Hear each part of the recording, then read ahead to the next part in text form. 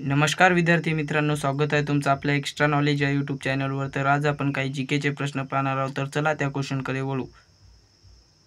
आधुनिक इतिहास लेखनाचा जनक कोणास म्हटले जाते? ऑप्शन क्रमांक 1 व्होल्टेयर। स्त्री पुरुष तुलना हे पुस्तक कोणी लिहिले? ऑप्शन क्रमांक 3 ताराबाई शिंदे। मराठी भाषेतील पहिले वृत्तपत्र कोणते?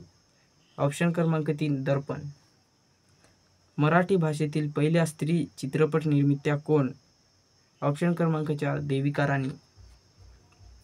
मराठी रंगभूमीचे जनक कोणास म्हणतात? ऑप्शन क्रमांक 2 विष्णुदास भावे। महाराष्ट्रात तयार होणाऱ्या लाकडी बाहुलीला काय म्हणतात?